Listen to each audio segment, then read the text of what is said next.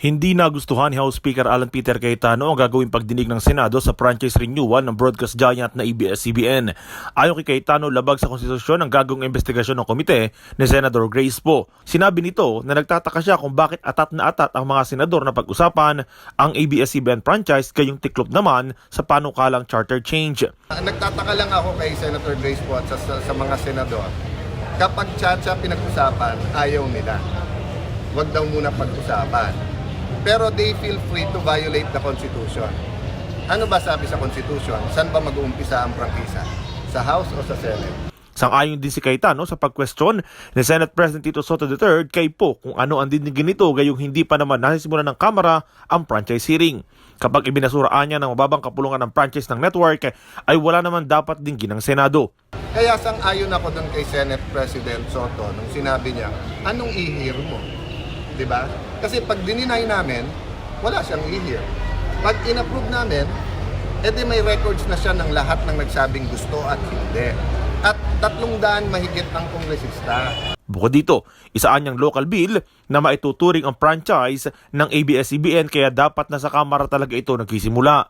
Sabi pa ni Cayetano, hindi na matatalakay ng Kamara ang franchise renewal ng ABS-CBN bago ang kanilang Lenten break sa Marso. Posibleng sa Mayo o kaya naman ay matapos ang State of the Nation address ng Pangulo sa Agosto, didinggin ng House Committee on Legislative Franchise ang prangkisa ng ABS-CBN. The two options is that in May, depende kung anong matapos namin in the next 3 weeks. And the longer option is right after SONA. Paliwanag ng lider ng Kamara, maiksi lamang ang sesyon sa pagitan ng Enero hanggang Marso, gayon din sa Mayo dahil magbabakasyon na agad ng Kongreso. Sabi nito, ang buwan ng Agosto ang may pinakamahaba nilang sesyon bago mag-adjourn sa Nobyembre. Useless din anya kung di rin nila ngayon ang pagpapalawig sa franchise ng Lopez-led network kung hindi rin naman ito maisasalang sa plenaryo, kaya kung umpisahan nila ito ay dapat din agad tapusin. Kasi ang sessions namin ng January to March maiksi. Ang session namin ng Mayo maiksi din. Ang pinakamahaba natin is yung July hanggang mag-adjourn ng October. So probably sa July. Ayokong hindi to teleserye na magandang bitin. Di ba? Di ba kung mag-hearing tayo ng 2 linggo at kulang yung oras tapos magre-recess tayo o kahit hindi mag-recess, during the recess mag-hearing, hindi mo naman maidadala sa plenaryo, walang mangyayari. So unlike teleserye na medyo lamang ang network pagka maganda ending at medyo bitin, hinahanap-hanap mo yung season 2 di ba?